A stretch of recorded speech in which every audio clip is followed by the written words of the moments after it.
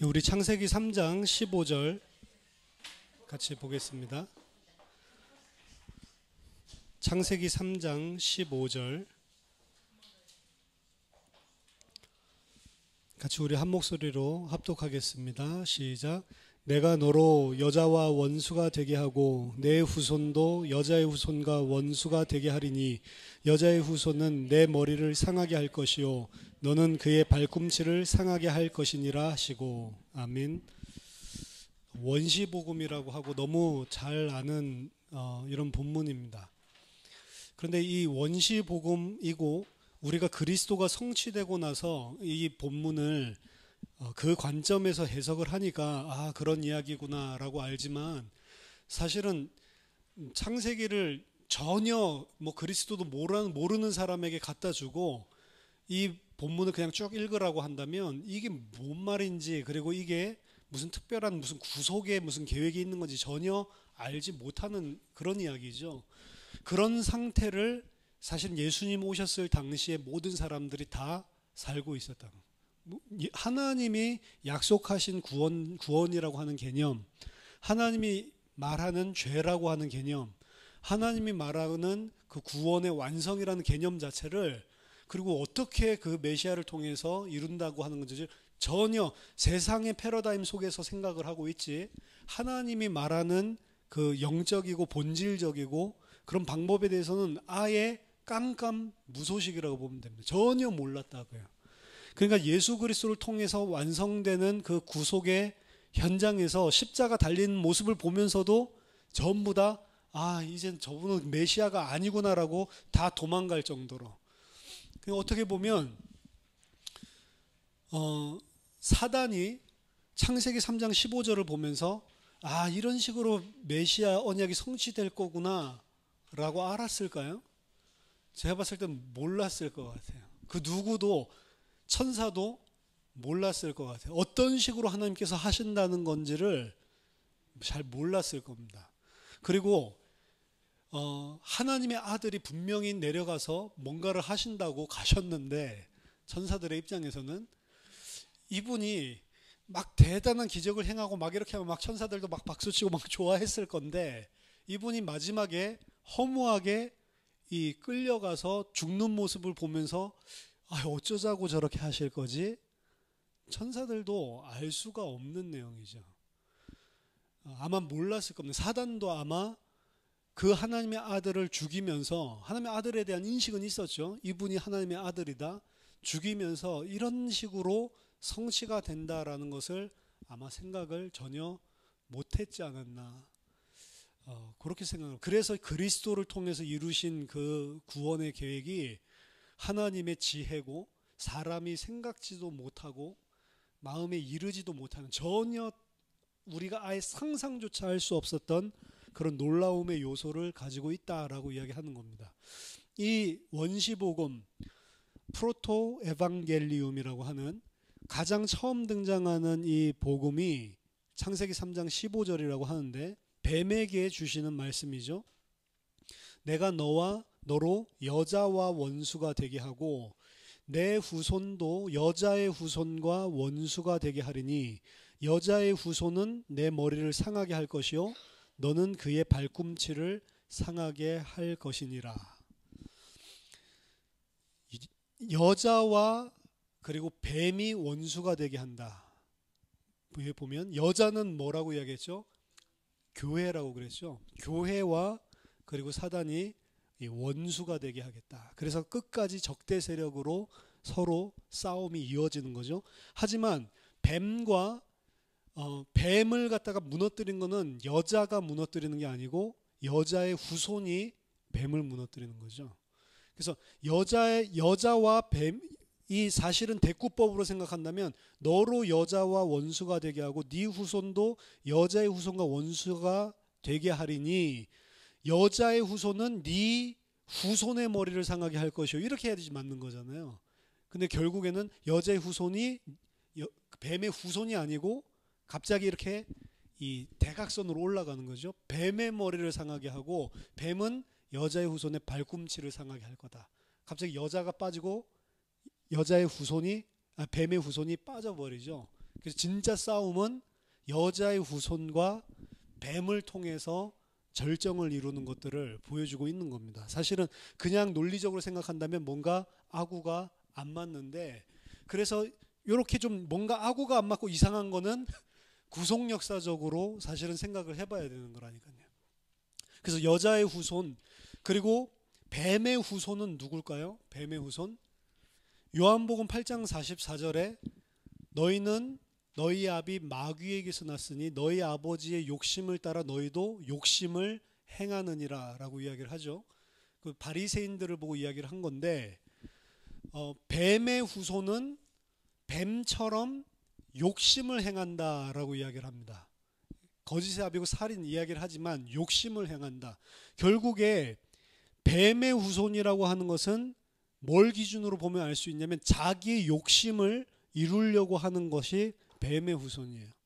그럼 반대로 여자라고 하고 교회라고 하는 자, 뱀의 후손과 분리되어 있는 하나님의 자녀라고 하는 사람들은 자기 욕심을 이루기 위해서 살지 않는다는 겁니다. 자기 부인이 없는 사람은 그래서 절대로 하나님의 백성이 될 수가 없는 거예요. 그래서 우리가 잘 아는 사도행전 2장 38절에 너희들이 십자가에 못 박아 죽인 그 예수를 하나님께서 주와 그리스도가 되게 하셨느니라 라고 이야기를 하죠. 그럼 그리스도가 되게 하셨다라고 하는 것은 우리가 그리스도 무슨 뜻인지 알아요? 예전에. 그래서 기름 부음 받은 자, 왕, 제사장, 선지자 이 답 안 나오고 그냥 구원자요? 이렇게 하면 모르네 이렇게 이야기했는데, 기름 부음 받은 자, 왕, 제사장, 선지자라는 말을 한마디로 하면 구원자라는 이야기입니다. 사실 그렇게 이야기해도 큰 어폐가 없는 거예요. 근데 그 사람이 생각하는 구원이란 게 도대체 어디에서 뭘 구원했냐라고 했을 때는 문제가 되고 복음을 잘 모른다 이야기할 수 있지만, 한마디로 말하면 기름 부음 받은 자, 왕, 제사장, 선지자는 우리를 구원했다는 이야기예요. 구원자라는 이야기입니다. 하지만 하나님이 예수를 그리스도로만 만든 게 아니고 뭐로 만들었다고요? 주와 그리스도로 만드셨느니라. 반드시 구원받은 자는 이 주가 바뀌어야 되는 겁니다. 그 예수님이 내 주가 되고 나를 구원하신 분이 돼야 되는 거지, 나를 구원하신 분이고 여전히 주인은 나인 법은 없다라고요. 근데 많은 경우에 구원하신 그리스도에 대해서 이야기하지만 그분이 나의 주인이 되어야 된다라고 하는 부분은 사실은 간과하고 넘어가고 복음에서도 이 부분이 빠져 있어요. 하지만 우리가 정말로 구원을 받기 위해서는 그분이 내 주인이 되지 않고 내가 여전히 내 욕심을 따라 사는 한 나는 마귀의 자녀라고요. 뱀의 후손입니다. 이 주가 바뀌고 내 욕심을 위해서, 나를 위해서 더 이상 살지 않는 부분이, 이 부분이 내게 들어오지 않는다면 그거는 뱀의 후손인 거예요. 구원도 그렇게 되면 나를 위한 구원으로 바뀌게 됩니다. 그래서 반드시 주와 그리스도라고 이 두 가지가 다 와야지만, 그래서 네 마음으로 믿고 입으로 시인하여 구원에 얻는다. 누구든지 성령이 아니고는 예수를 주라 시인할 수 없느니라 라고 이야기를 하죠. 그 주라 시인한다고 하는, 입으로 주여 주여 하는 자마다 다 천국에 들어가는 게 아니라고 했죠. 주라고 시인하는 것은 내 부인이 일어나고 그분이 나의 주인이 됐을 때만, 그게 구원이라니까요. 그게 아니면 다 뱀의 후손이라니까요. 그렇기 때문에 이 부분을 싹 빼놓고 복음을 이야기를 하고, 그리고 이 부분을 빼놓고 입으로 예수를 주라 시인하면 마치 구원을 얻은 것처럼 이야기하는 것은 잘못된 것입니다. 그런 데서 우리가 영접기도를 생각해 볼 수 있는, 입으로는 영접기도 할 때 다 주인으로 영접합니다 하죠. 근데 주인으로 영접합니까? 진짜로 주인으로 모셨냐고? 아니라는 것들이 드러난다고요. 결국에 정말 구원은 예수가 나를 구원하신 구원자로, 동시에 나의 주인으로, 내가 죽고 그분이 주인이 돼야지만 구원이 임하는 것입니다. 그 사람이 여자, 교회라고요. 그래서 교회 안에서는 내 자신이 사실은 부인되고, 내가 선악을 판단하고 내가 선악을 분별하는 것도 시간이 가면 갈수록, 장성해 가면 갈수록 점점 더 없어지는 겁니다. 그런 성장이 있어야 돼요. 그래서 이전에는 내 기준을 가지고 계속 타인을 볼 때도, 다른 지체를 볼 때도 계속 판단하고 이런 모습들이 있었다고 하면, 이게 신앙생활을 1년하고 2년하고 10년하고 20년을 하면 그런 것들이 전부 다 없어져야 돼요. 그리고 그 사람들을 다 하나님이 피를 값주고 사신 그런 지체로 포용할 수 있는 걸로 점점 바뀌어야 된다고요. 근데 우리가 이런 자기 부인이 안 되었을 때의 신앙생활을 보면, 내가 20년 동안 잘 한 걸 가지고 처음 들어온 사람은 아유, 난 20년 동안 이렇게 연단을 받아서 이렇게 뭔가 대단한 존재가 됐는데 저 사람은 아직 안 되네 라고 판단을 하고 있다. 그런 모습들이 굉장히 많습니다. 그렇기 때문에 그런 식으로 우리가 또 다른 선민의식, 또 다른 내 의의를 가지고 내세우는 것은 사실은 복음을 못 들은 거예요. 복음을 못 받은 것입니다. 복음을 받고 구원 받았는지 잘 모르겠어요. 그건 하나님의 영역이니까 저도 판단할 수가 없습니다. 하지만 그런 식으로 세워갔다면 그건 복음 위에 또 다른 종교와 율법과 다른 것을 세운 것이지 복음이 아니란 말이에요. 복음으로 시작하였다가 너희가 율법으로 마치려고 하냐라고 갈라디아 교회를 엄청나게 비난을 하죠. 복음으로 시작했는데 율법으로 마칠 수 있냐? 그런 경우가 있었고, 초대교회에도 그 사람들을 꾸짖었고 다시 복음으로 돌아오라라고 이야기를 하고 있습니다. 안 돌아오면요, 안 돌아오면 그게 교회 맞습니까? 잘 모르겠어요. 교회라면 마땅히 그 복음의 말씀 들었을 때 돌아오게 되어 있는 거죠. 왜냐? 그게 복음이니까. 그래서 3장 15절에 이 예언하신 것이 십자가상에서 성취가 됩니다. 발꿈치를 상하게 한다. 그리고 네 머리를 상하게 한다라고 하는 것은, 발꿈치 상하게 하는 것은 약하고 머리를 상하게 하는 것은 치명적이다. 우리가 보통 이렇게 많이 이야기를 해왔는데, 발꿈치를 상하게 하는 것도 사실은 치명적입니다. 똑같은 이야기를 하는 거예요. 사단도 엄청난 치명상을, 그게 바로 예수님을 죽음의 세력 가운데 가두는 것이라고요. 그 왜 발꿈치냐? 뱀이니까. 그리고 머리를 상하게 한다라고 하는 것도 치명상입니다. 사실은 사단이 아마 이 구원의 계획을 몰랐을 때에는 아마도 예수를 죽음 가운데, 하나님의 아들을 사망권세 안에 빠뜨려 놓고 자축을 했을지도 모르겠습니다. 하나님의 아들이 죽어버렸다, 야, 저런 멍청한, 이게 말이 되는 일이야, 이런 식으로 아마 자축을 벌였을지도 모를 거예요. 근데 3일 만에 하나님께서 그를 다시 살리시는 거죠. 예수님께서 3일 만에 다시 살아나면서 죽음의 권세를 가진 자가 완전히 죽음을 패하시고 죽음의 세력을 사망케 하시고 생명, 영원히 죽음에게 쌓이지 아니할 몸을 가지고 부활하시는데, 그 부활은 제2위 성자 하나님의 능력으로 부활한 게 아닙니다. 예수님이 이 땅에서 행하신 모든 것들은 하나님께 전적으로 의존해서 했다는 걸 여러분 아셔야 돼요. 아, 예수님이니까 그렇지 라고 우리는 늘 치부를 하는데, 아니요, 예수님은 이 땅에 100% 사람으로 살아가셨고, 만약에 하나님이 신실하지 않으셔서 야, 제2위 성자 하나님이 작정을 했어, 이렇게 해가지고 너가 죽으면 3일 만에 내가 살릴게 라고 이야기를 해놓고 안 살렸다, 만약에 그럴 리도 없지만 안 살아나는 것입니다. 그게 순종이라는 거예요. 예수님은 자기 자신의 능력으로 부활한 게 아니고 성부 하나님이 너가 바로 의인이었다, 너가 정말로 순종했구나 라는 상급으로 부활해 주시지 않으면 부활할 수가 없는 것입니다. 그래서 아버지께서 페이크로 서로 다 똑같은 하나님인데 이렇게 한 게 아니고 진짜로 죽도록 순종을 하셨고, 아버지는 신실하게 행하신 게 부활 사건이란 말이에요. 그래서 예수님께서 또 성부 하나님께서 약속하신 대로 신실하게, 그리고 그분을 죽음으로 이르기까지 100% 자기를 부인하고 순종함으로 아담이 어떻게 해야 되는지, 그리고 하나님의 형상이 어떻게 해야 되는지, 그리고 하나님은 어떤 분이신지를 계시하신 것이 부활 사건이라고 볼 수가 있습니다. 그리고 그것을 통해서 이제 우리에게 영원한 생명을 부어줄 수 있는 권한을 아버지께 받은 것이죠. 그래서 예수님이 사실은 상급으로 그리고 그 부활을 완성했기 때문에 이제 영원한 생명을 우리에게 성령을 통해 부어줄 수 있는 권세를 받은 겁니다. 그 이전에 예수님과 함께 있었던 성령, 예수님의 머리 위에 비둘기같이 내려온 성령은 하나님 아버지께 받아서 예수님이 원하는 자들에게 보낼 수 있는 그런 성령이 아니었단 말이에요. 그때까지는 예수님께 제2위 성자 하나님께 그런 권세와 능력은 없었습니다. 그럼 그 성자 하나님께 왜 성령이 기름 붓듯이 물 붓듯이 하셔가지고 수많은 병자들이 낫고 그들을 살리는 일들이 벌어졌냐? 그것 또한 100% 전적으로 아버지 하나님께 순종했고 의뢰했고 의지했기 때문입니다.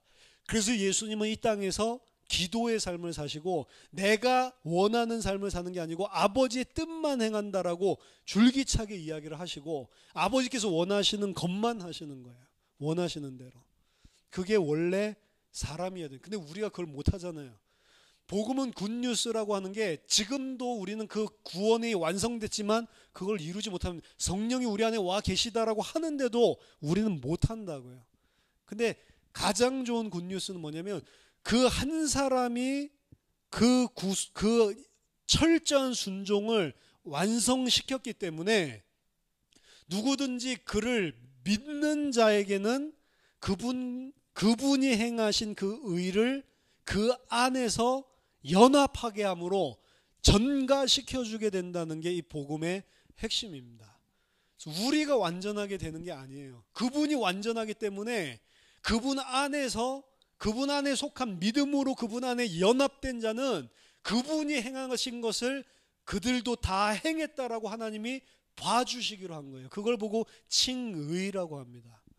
내가 잘한 게 아니기 때문에 칭의예요. 의롭다고 칭해 주는 거지 의로운 게 아니란 말이에요. 의로운 자는 그리스도밖에 없는 거죠. 근데 그 안에 있는 자를 의롭다라고 칭해. 그래서 굿뉴스입니다. 내가 한 게 하나도 없는데 나는 불법을 행하고 나는 어떻게 보면 철저하게 저주를 받아야 되는데 하나님께서 그걸 나에게 묻지 않는 자가 복되다라고 하고 그게 바로 하나님이 주시는 복 중의 복이다라고 성경은 이야기를 하고 있는 겁니다. 로마서 4장에 보니까 로마서 4장 3절에 성경이 무엇을 말하느냐? 아브라함이 하나님을 믿음에 그것이 그에게 의로 여겨진 바 되었느니라. 일하는 자에게는 그 싹시 은혜로 여겨지지 아니하고 보수로 여겨지거니와 일을 아니할지라도 경건하지 아니한 자를 의롭다 하시는 이를 믿는 자에게 그의 믿음을 의로 여기시나니 일한 것이 없이 하나님께 의로 여기심을 받는 사람의 복에 대하여 다윗이 말한 바 불법이 사함을 받고 죄가 가려짐을 받는 사람들은 복이 있고 주께서 그 죄를 인정하지 아니하실 사람은 복이 있도다 함과 같으니라. 복음은 왜 굿뉴스냐면 일을 아니할지라도 경건하지 아니할지라도 그 사람을 의롭다라고 해주시는 거기 때문에 복되다라고 하는 겁니다. 그래서 은혜라고 이야기를 하는 겁니다. 불법을 분명히 행했는데 그 불법이 사함을 받고 죄를 분명히 행했는데 그 죄가 가리어짐을 받는 자들이 복되다라고 이야기를 하는 거예요. 그 언제 그렇게 되죠? 믿을 때에 그렇게 된다라고 이야기합니다. 그래서 하나님이 약속하신 것을 믿는 것입니다. 그리스도를 믿는 것이고 그 그리스도 안에서 우리를 의롭다 칭하실 그 하나님을 믿는 것입니다. 그리고 그 믿음으로 나타난 의, 그것이 우리를 나중에 살리는 것이지 내가 의롭게 되는 것이 아니라니까요. 우리는 그래서 전적으로 하나님의 은혜로만 구원을 받는 것입니다. 근데 우리는 계속해서 내 의를 내세우게 돼요. 그러면 우리가 진짜로 자유케 된다라고 하는 것은 내가 부인되고 내 의가 부인될 때 자유케 되게 되어 있습니다. 그건 내가 아무렇게나 살아야 된다는 게 아니에요. 좀 전에 이 말씀드린 내가 일을 하지 않고도 의롭다 칭함을 받고 내가 죄를 행했는데도 의롭다 칭함을 받는 이 복에 대해서 정말로 알게 됐을 때 우리는 자유케 되고 그때 은혜가 감사 감격이 터지게 돼 있고 그렇게 된 만큼만 그리스도의 삶이 우리 삶 속에 흘러나가게 돼 있는 거예요. 이게 거꾸로입니다. 그래서 내가 바른 삶을 살았기 때문에 그리스도의 향기가 나가는 게 아니고 거꾸로 그리스도를 통해서 이렇게 나에게 엄청난 것을 주신 거구나, 은혜를 받을 때에 그게 흘러나간다고요. 두 가지는 겉의 삶으로 봤을 때는 비슷해 보입니다. 하지만 하나는 반드시 그 흘러나가는 것이 정죄와 나의 의로 흘러나가게 돼 있고, 하나는 내 의가 아닌 그리스도의 의와 다른 사람에게 베풀어줘야 될 사랑으로 흘러나가게 돼 있어요. 그래서 기독교인들 가운데 내가 하나님 앞에 올바른 삶을 잘 살고 있다라고 생각하는 사람들은 대부분 거의 정죄와 교만과 판단으로 그 삶이 다른 사람에게 흘러나가고 있습니다. 그리고 그게 또 다른 짐을 지우죠. 그게 이제 종교와 복음으로 말미암는, 은혜로 말미암는 것과 차이가 있는 겁니다. 창세기 4장에 보면 그 아담의 후손에 대한 이야기를 합니다. 분명히 창세기 3장 15절에 여자의 후손에 대해서 이야기를 했죠. 창세기 4장에 보면 아담이 그의 아내 하와와 동침함에 하와가 임신하여 가인을 낳고 이르되 내가 여호와로 말미암아 등남하였다. 엄청나게 기뻐하죠. 여호와로 말미암아 등남하였다라고 하는 이 구절은 히브리 원어로 보면 굉장히 모호한 이야기입니다. 도대체 무슨 말이지? 여호와와 함께 그를 창조했다라는 이런 식으로도 되고요. 내가 여호와처럼, 그러니까 하나님의 자리에 교만하게 말하는 걸 수도 있습니다. 내가 여호와처럼 내 힘으로 등남했다라고 이야기. 하여튼 위에 3장 15절을 읽고 4장 1절을 읽으면 여기 보면 아담이라고 하는 자는 그 아이가 태어난 거에 대한 아무런 코멘트도 없죠. 그냥 동침함에 여기에만 나와 있고, 아이를 낳고 난 다음에 이 부르짖는 소리를 보면 여자가 굉장한 이 가인이 태어나는데 역할을 한 것처럼 이야기를 보여주고 있습니다. 그래서 독자들로 하여금 이 가인이 약속했었던 여자의 후손 아니야? 라고 하는 것을 생각하게 만든. 근데 그 가인은 여자의 후손이 아니었죠. 그가 또 가인의 아우 아벨을 낳았는데 2절에 보면 아담이 그의 아내와 하와와 다시 동침하매라는 말이 없죠. 그러고 곧바로 아벨이 낳았다는 장면이 등장하므로 이걸 두 가인과 아벨이 서로 쌍둥이였다라고 해석하는 전통이 상당히 많습니다. 잘 알지는 못하지만 쌍둥이다라고 이야기하는 근거가 동침했다는 이야기가 더 이상 나오지 않고 세월이 흘렀다라는 이야기도 없기 때문에 그렇게 보는 자가 많습니다. 세월이 흘러서 이들은 하나님 앞에, 가인은 농사 짓는 자였기 때문에 땅의 소산으로 제물을 삼아 여호와께 드렸고, 아벨도 자기도 양의 첫 새끼와 그 기름으로 드리게 됩니다. 하지만 여호와께서 아벨과 그의 제물은 받으셨지만 가인과 그의 제물은 받지 아니하셨다라고 이야기합니다. 보면 특별한 이유가 없죠. 자, 이게 이제 아담에게 생겼기도 하지만 아담이 어떻게 범죄를 했는지 창세기 3장에서 이야기를 했지만 아담 이후에 태어나는 사람들이 당연히 이 땅에 사는 동안 당할 수 있는 일반적인 이야기를 하고 있는 겁니다. 가인도 그렇고 아벨도 그렇고 하나님 앞에 제물을 드렸는데 가인도 뭐를 잘못했다는 것도 없고 아벨이 뭔가를 더 잘했다라는 것도 없어요. 물론 아벨이 드린 제물에는 하나님이 가장 기뻐하시는 양의 첫 새끼라는 부분이 있습니다. 하지만 가인이 드린 제사에는 첫 곡식이라는 말이 없어요. 그래서 첫 곡식을 바치지 않았기 때문에 그 제물의 질이 아들 아우 아벨보다 떨어졌기 때문에 하나님이 안 받았다라고 이야기를 많이 하지만, 많은 사람들은 이 본문을 보면서 의아해한다고요.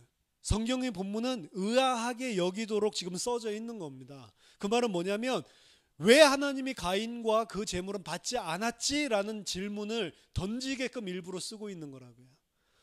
그걸 갖다 자세히 보라는 말이 아니고, 제가 판단하기로는 별 이유가 없는데 하나님은 가인 거는 안 받았고 아벨 것만 받으셨습니다. 그렇기 때문에 가인은 안색이 변했고 화가 나는 겁니다. 그때까지 가인이 안색이 변했고 낙심해서 안색이 화가 나기도 하고 낙심하고 두 개가 동시에 교차가 됐어요. 땅에 떨어뜨렸다는 것은 낙심이 됐다는 거고, 안색이 변했다고 분해했다라고 하는 화가 났다는 이야기입니다. 왜? 다 자신이 마땅히 받아야 될 하나님의 호의를 받지 못했다라고 생각을 하기 때문입니다. 그렇기 때문에 가인은 당연한 반응으로 이렇게, 그때 하나님이 말씀하시는 것이 네가 선을 행하면 어찌 낯을 들지 못하겠냐, 선을 행하지 않으면 죄가 문에 엎드려서 죄가 너를 원하지만 너는 죄를 다스려야 한다 라는 이야기를 하시죠. 이때까지 가인의 상태는 아직 죄를 지은 상태는 아닙니다. 아직도 기회가 있는 것입니다. 아직도 이런 상황과 환경 속에서도 죄를 다스릴 수 있어요. 어떻게 하면요, 하나님의 말씀을 듣고 순종하면. 하지만 가인은 그 하나님의 말씀을 무시해버리죠. 그리고 자기 자신이 생각한 대로 행해버립니다. 그리고 그 자기 자신의 기준으로 세운 선악의 판단 기준은 결국에는 하나님의 말씀을 불순종하고 사람을 쳐 죽이는 걸로 나타나는 거라고요. 아까 전에 말씀드렸죠. 아담이 하나님의 말씀을 저버리고 범죄하고 난 이후에 변명하는 모습을 통해서 하나님도 정죄해버리고 그리고 자기 아내도 정죄해버리죠. 하나님 사랑, 이웃 사랑이라고 하는 부분들이 다 무너지는 걸로 나타난다고요. 언제요? 나 중심이 됐을 때. 하나님도 나를 위해 존재하는 자고 이웃도 나를 위해 존재해야 되는 거지, 만약에 나에게 해가 되려고 한다면, 조금이라도 내가 손해보는 것 같으면 하나님도 쳐버리고 그리고 아내도 이웃 사람도 쳐버리는 것입니다. 가인도 마찬가지, 똑같은 게 드러나는 거예요. 자기 자신에게 조금 불이익이 된다라고 하니까 기준이 자기 자신에게 딱 먹혀있죠. 하나님도 쳐버리게 되는 거고 그리고 자기의 아우도 쳐버리게 되는 겁니다. 그래서 사람은 하나님이 기준이 아니고 내가 기준이 됐을 때 그 나에게 마음에 들지 않는 일을 하나님이 행하시면 그 하나님도 죽여버리는 것이고 사람도 죽여버리는 것입니다. 그게 미움으로, 이 사람에 대한 원한으로 마음을 품고 있다 하더라도 만약에 그러한 상황과 환경이 있고 내게 권력이 있다면 죽이는 형태로 드러나는 거예요. 그게 나 중심, 내가 하나님의 위치를 차지하고 선과 악을 분별하고 있는 사람의 생리입니다. 여러분은 안 그러실 것 같죠? 그런다니까요. 그러니까 이 아이들 보면요, 그렇게 사랑을 받다가 동생 태어나면 동생을 갖다가 막 잡아 죽이려고 그런다니까요.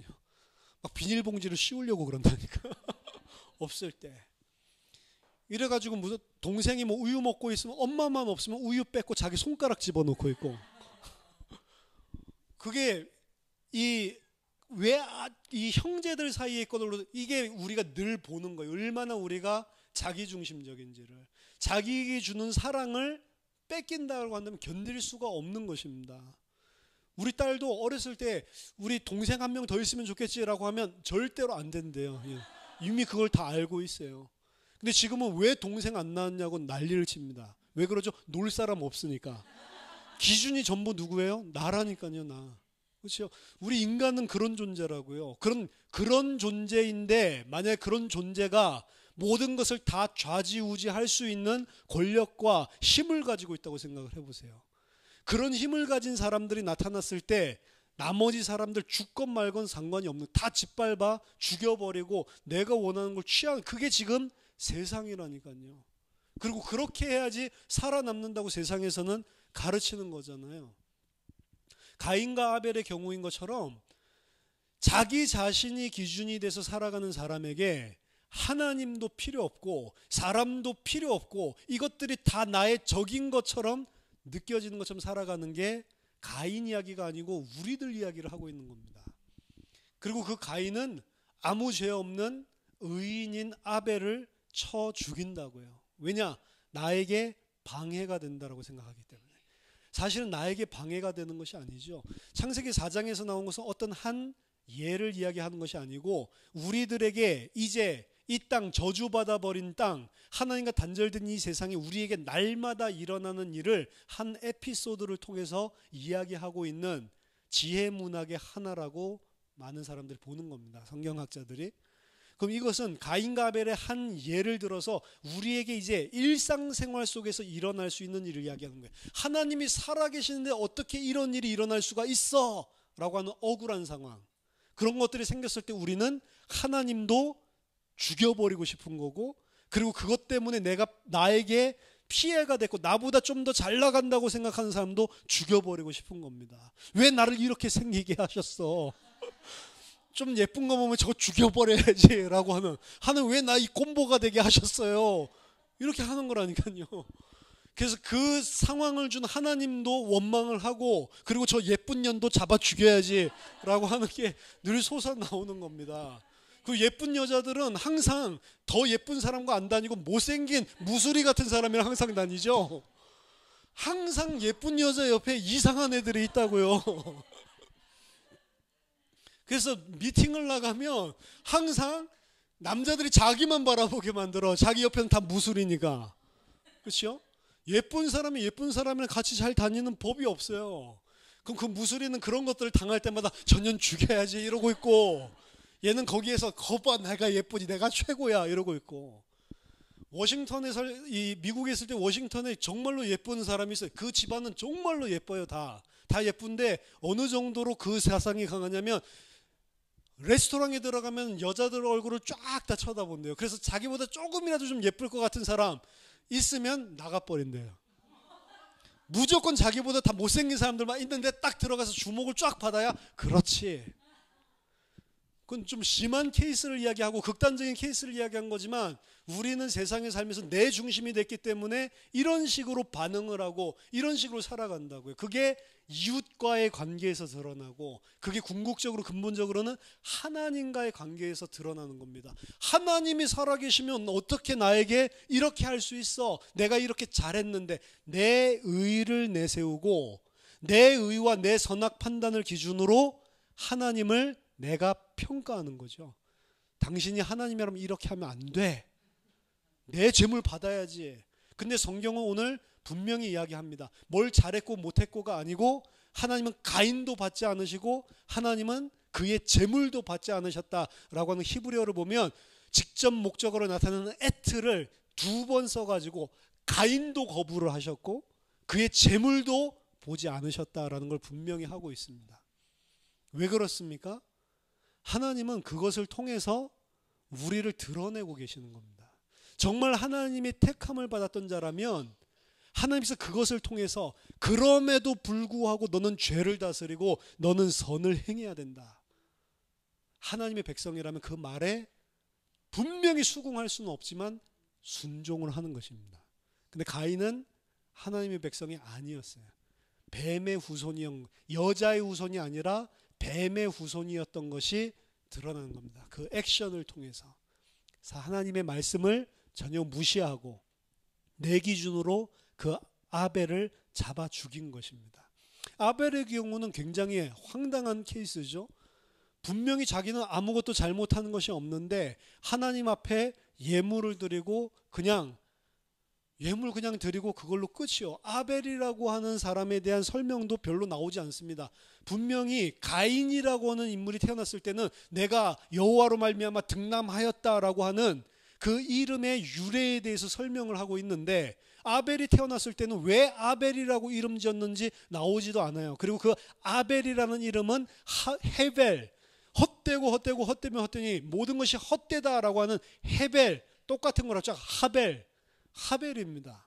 헛됨, 바람, 아무것도 아닌 그런 존재로 왔다가 사라지는 그런 캐릭터예요.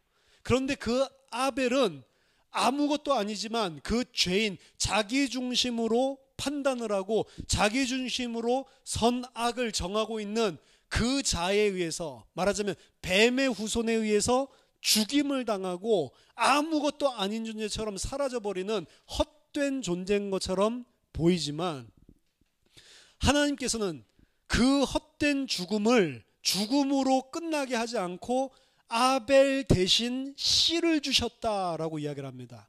아벨 대신 씨를 주셨다. 그 씨라고 하는 게 여자의 후손, 우리나라 후손인데 원어는 제라, 씨입니다. 씨. 아무것도 아닌 것 같은 그냥 너무 허무하고 허망한 죽임을 당한 것 같은데 하나님 앞에 의로운 제사를 지내고 하나님께 호의를 받는 그런 하나님이 택한 자인 것 같았는데 허무한 죽임을 당했는데 그 죽음을 그 허무한 데서 끝나게 하신 것이 아니고 대신해서 셋을 주셨다. 그래서 창세기 4장 25절에 보면 아담이 다시 자기 아내와 동침하매 그가 아들을 낳아 그의 이름을 셋이라 하였으니 이는 하나님이 내게 가인이 죽인 아벨 대신에 다른 씨를 주셨다 함이며. 그렇죠? 아벨 대신 다른 씨를 아벨의 죽음, 아벨의 그 허무한 죽음을 통해 대신 주신 씨, 이것이 바로 하나님께서 탄생시키신 교회입니다. 의로운 피를 흘려서 대신 탄생하게 하신 교회, 하나님의 언약의 대를 이어갈 셋을 주신 거예요.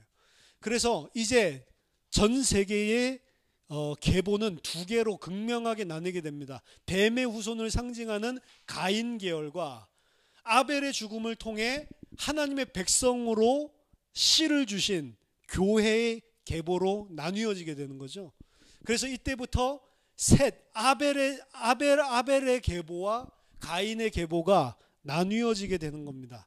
그렇게 해서 형성되는 게 이제 미래 세대인데 가인의 자손 이야기들이 쭉 나오고 그리고 셋의 자손들 이야기들이 쭉 나오는데 가인의 자손 이야기는 사실은 흥미진진한 걸로 넘쳐납니다. 이들의 자손은 굉장히 육신적으로 본다면 뛰어나고 뭔가를 많이 발전시키고 많은 것을 가지고 있습니다. 여기 보면 가인의 자손 중에 가장 핵심적인 인물이 라멕인데요. 이 라멕의 이야기를 4장 19절 보면 라멕이 두 아내를 맞이하였으니 하나의 이름은 아다요 하나의 이름은 실라더라. 처음으로 이 폴리가미, 이 이중 결혼, 두 아내를 가진 자가 되었고요.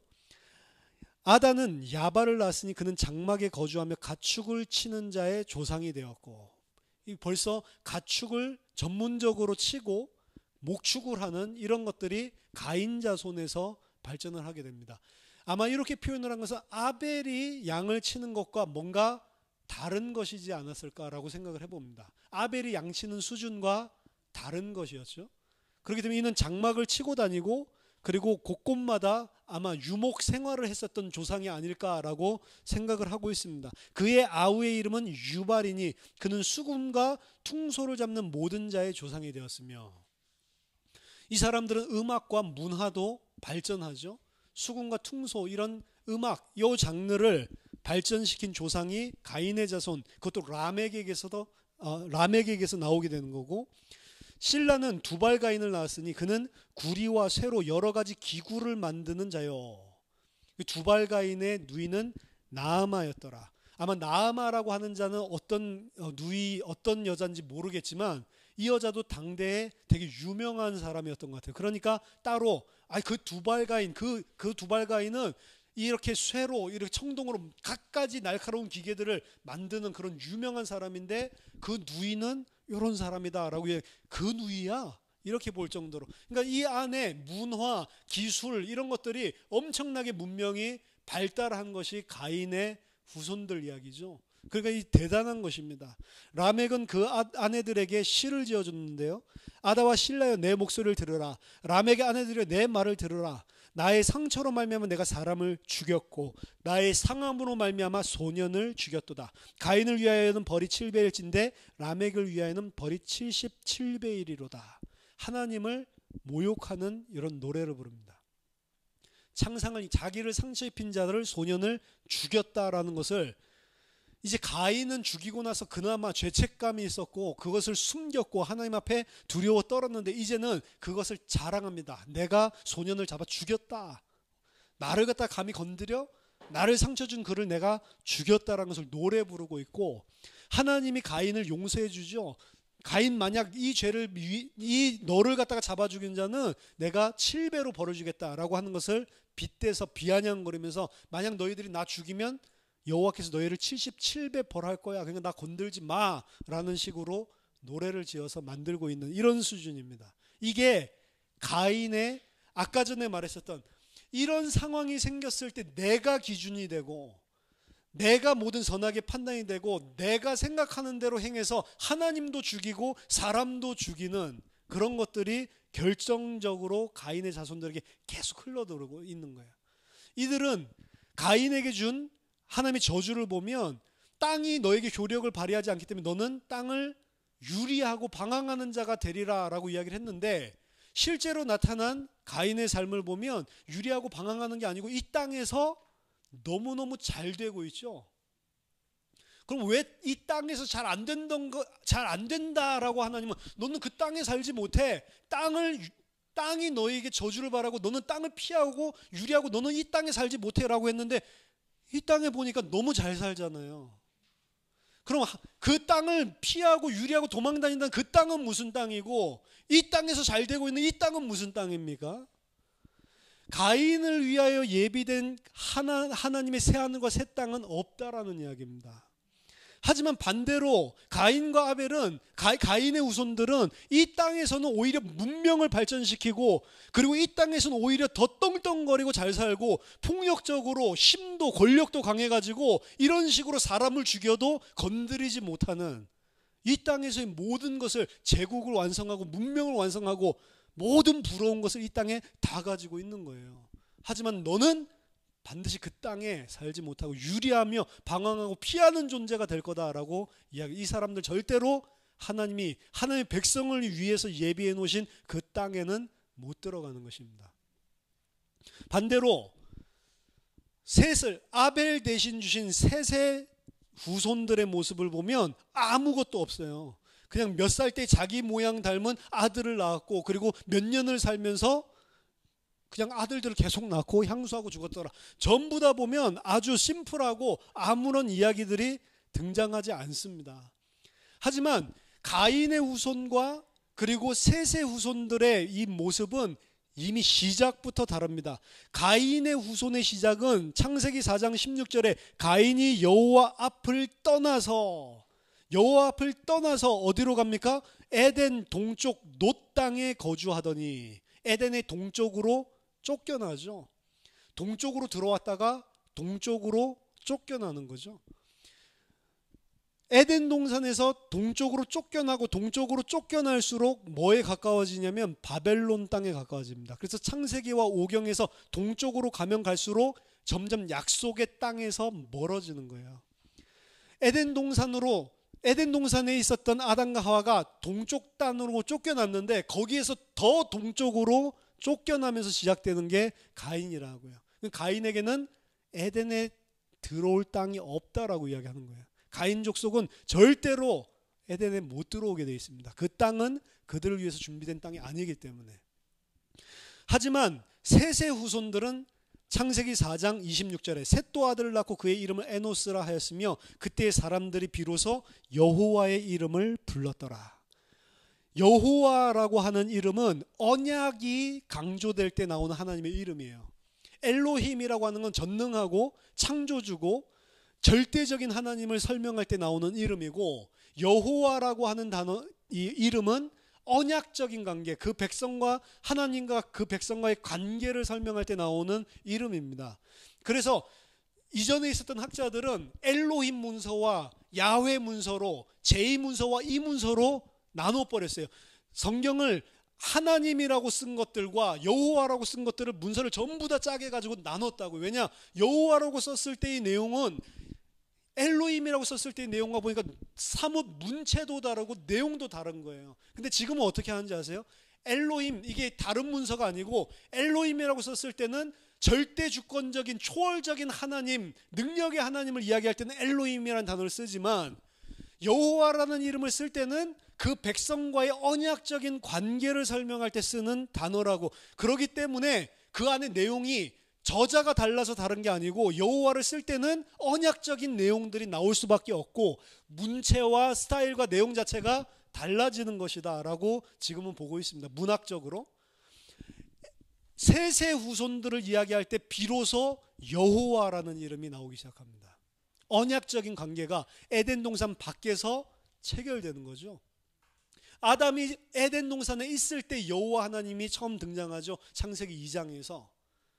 그러고 드디어 그 백성들, 이 에덴에서 쫓겨나고 난 이후 이 셋의 후손에게 이 언약의 하나님으로 나타나고 그들은 그 하나님을 언약의 하나님으로 여호와로 부르는 장면이 등장하는 겁니다. 이게 가인의 후손의 시작과 셋의 후손의 시작이 완전 처음부터 시작부터 다른 거예요. 하나는 여호와 앞을 떠나나가 동쪽으로 쫓겨나가서 시작하는 거고, 한 무리의 백성은 여호와를 부르기 시작하는 겁니다. 그래서 이것이 교회와 하나님의 백성, 언약의 백성과 그리고 언약에서 제외된 마귀의 자녀들, 가인의 후손으로 나뉘게 되는 거죠.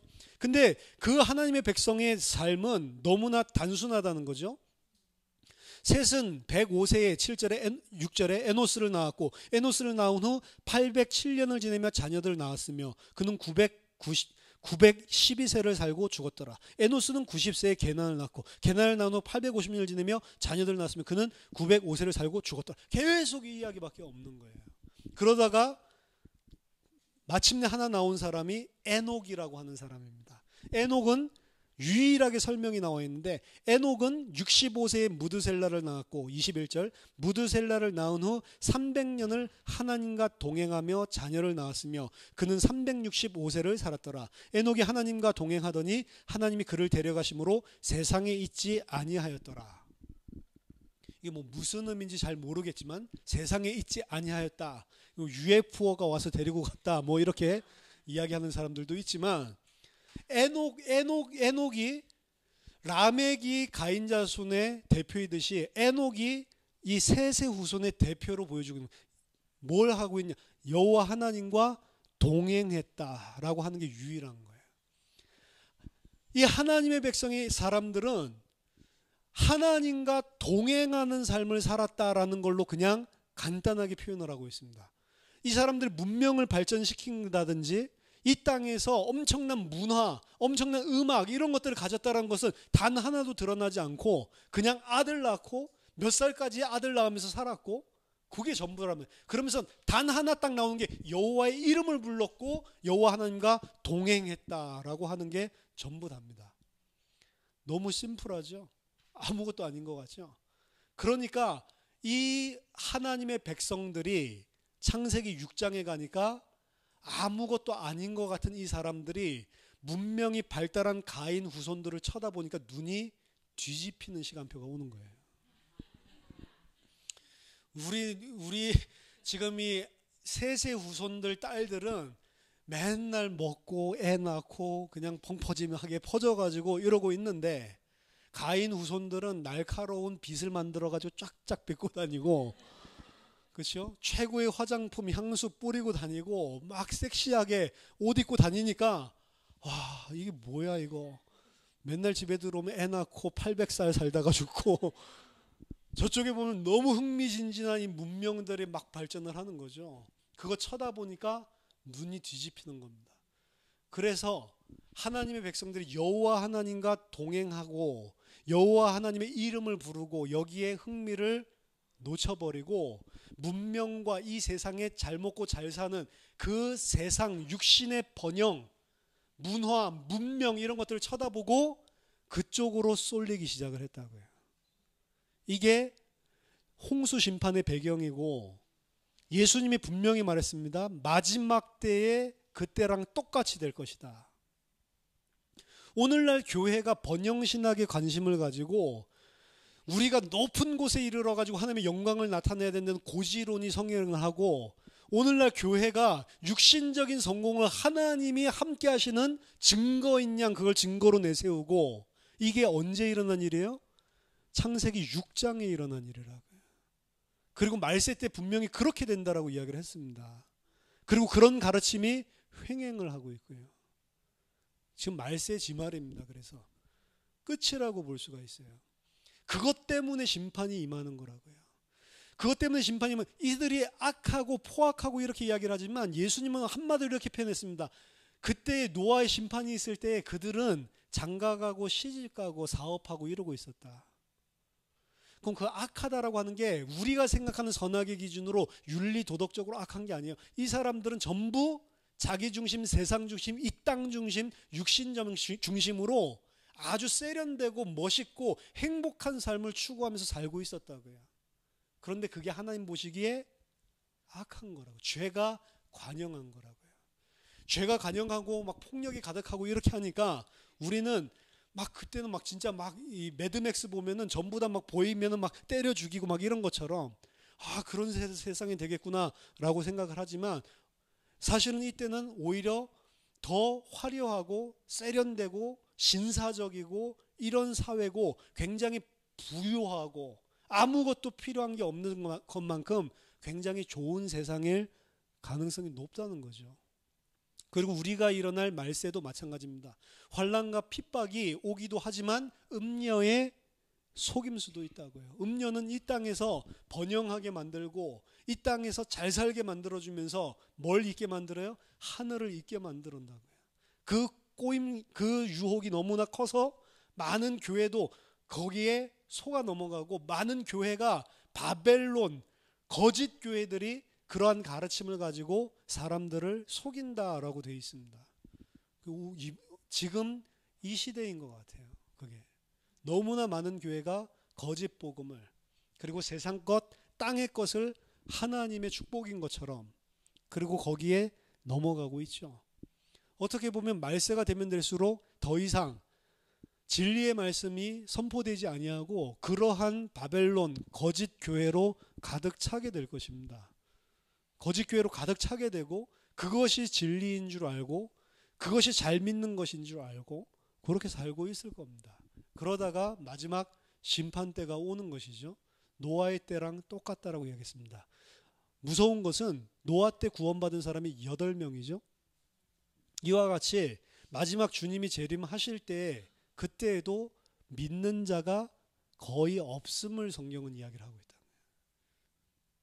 그러니까 우리가 올바른 복음을 알게 되고 올바른 복음을 진리를 알게 된다는 것은 그야말로 큰 은혜요 축복이 아닐 수 없습니다. 정말로 우리가 종교가 뭐고 성경에서 말하는 진리가 무엇인지를 계속해서 배워나가야 되고 사실은 일관되게 한 가지 이야기들을 계속하고 있는 겁니다. 그래서 우리가 쉬는 시간에도 같이 포럼을 하고 나눴지만 성경을 통해서 사실은 우리가 계속해서 발견해야 될 것은 나의 죄에 대한 부분들이 계속해서 조명되어지고 내가 죄 가운데서 행하고 있는 것들이 계속해서 터치가 되어져야 돼요. 그래야지만 우리가 하나님 앞에 무릎 꿇고 그래야지만 우리가 그리스도만을 붙잡고 그 은혜만을 바라는 자로 바뀌게 돼 있다고요. 이 죄에 대한 찔림이 없으면 사람은 절대로 그리스도 앞에 돌아올 수가 없는 겁니다. 그래서 진짜 선지자들의 말씀은 치르는 짹짹 같고 잘 박힌 목과 같이 계속해서 잘못하고 있는 것을 지적하고 잘못되고 있는 것을 바로잡기 위해서 아프게 때리는 말씀이란 말이에요. 그래서 선지자들의 말씀은 듣기가 싫은 겁니다. 거짓 선지자들의 메시지는 구약 성경에 보니까 평안하다, 평안하다, 다 잘 될 것이다, 하나님이 보호하신다, 하나님이 축복하실 것이다, 하나님이 모든 것을 다 예비하셨다. 그러니까 걱정하지 마라, 평안하라, 평안하라, 오늘을 먹고 놀고 즐기자, 누워라, 자라, 쉬자. 얼마나 위로가 되겠어요? 다 잘 될 거예요 이러면서. 근데 진짜 메시지는 너희 이렇게 있고 회개하고 돌아오지 않으면 죽는다라고 계속 이야기하는 거예요. 그러니까 엘리사가 계속 이런 이야기를 하니까 한 번은 불렀는데 좋은 이야기 해주니까 너 거짓말이지, 그거 하나님 말한 거 아니지. 왕이 이놈은 맨날 부를 때마다 나 아픈 말만 해 이러다가 아, 그래? 그럼 내가 좋은 말 해보겠어. 좋은 말 해주되 너 거짓말이지, 그거 하나님 한 말 아니지. 자기가 제 입으로 그렇게 이야기를 한다고요. 하나님이 주시는 말씀들, 진짜 진리의 말씀들은 그래서 모든 자들이 다 좋아할 수는 없다라고 이야기를 합니다. 모든 자들이 다 너를 칭찬하면 화 있을진저 그 사람 보고 거짓 선지자, 거짓 선생이라고 이야기를 한다고요. 왜냐, 다들 귀에 맞는 이 세상과 나에게 딱 맞는 말씀을 주면 좋아하거든요. 긍정적인 마인드를 가져라, 다 잘 될 것이다 라고 하면서 좋은 것들 이야기해 주면 그것 때문에 홍수 심판이 오는 것입니다. 그 말세가 되면 될수록 우리가 말씀을 분별을 해야 돼요. 그 말씀 안에서 우리가 자의적으로 그런 육신 내중심적으로 알고 있었던 것들을 전부 다 사실 깨뜨려 버려야 됩니다. 그래야 진짜 믿음, 그리고 진짜 하나님이 원하시는 장성한 자로 교회로 세워져 갈 수 있는 것입니다.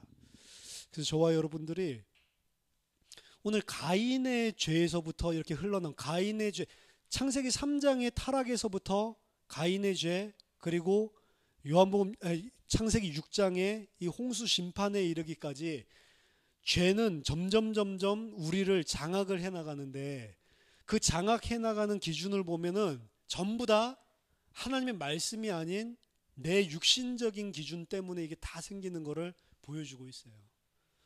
그리고 내 육신적인 기준으로 살아가는 자들이 이 땅에서 많은 성공하는 모습들을 보여준다고 성경은 말하고 있습니다. 왜냐? 그 사람들 그게 기준이기 때문에 그럴 수밖에 없어요.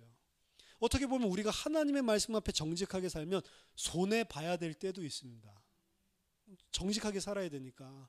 우리는 나를 위해서 남을 쳐 죽이고 하나님을 무시하고 이런 사람이 아니기 때문에 하나님의 백성으로 살아가야 된다면 이러한 유혹들 속에서 하나님의 백성답게 살기 시작을 하기 때문에 어쩔 때는 저거 쳐 죽이고 내가 올라가 설 수 있는데 안 할 수도 있는 거예요. 그렇기 때문에 오히려 불신자들에 비하면 우리가 이 땅에서 많은 것을 못 가진 부분들이 당연히 나타나는지도 모릅니다. 그렇기 때문에 우리가 잘 믿고 잘 안 믿는다라는 기준은 이 땅의 육신적인 번영을 통해 나타나는 거 아니에요. 다 거지같이 살라는 거구나, 그 말도 아니에요. 똑똑한 사람, 열심히 공부한 사람은 잘 살 수 있는 겁니다. 다 거지같이 살아야지만 천국 간다, 그 말을 하는 게 아니고, 근데 기준이 다른, 열심히 하고 똑똑하고 잘해가지고 부유하게 된 분들, 그 부유한 게 믿음의 결과는 아니라는 걸 우리는 알고 있어요. 그게 기준이 아니기 때문에. 그렇죠? 우리는 가난하고 아무것도 안 가지고 정말 다른 사람들이 봤을 때는 저주 같고 짓밟힌 것 같고, 그런데도 불구하고 나에게 주신 은혜를 간증할 수 있는 사람이 돼야 돼요. 그리고 그 간증은 진짜로 힘이 있습니다. 어려운 가운데, 환난 가운데, 그리고 너무나 견디기 힘든 그런 고통 가운데서도 내가 이 그리스도 때문에 감사하고 감격하는 그 간증이야말로 진짜 고백이고 간증이라니까요. 잘 줬기 때문에 감사하다, 그건 누구나 할 수 있죠. 근데 그리스도는 잘 줬고 안 줬고 이거랑 상관없이 하나님이 내게 베푸신 은혜 때문에 감사하는 게 그리스도의 간증, 그리스도인의 참된 고백이란 말이에요. 저와 여러분들이 모든 기준들을 다 바꾸시고 성경으로, 그리고 하나님 앞으로 돌아서는 하나님의 백성 되시기를 예수 이름으로 축복합니다. 기도하겠습니다. 하나님 감사합니다.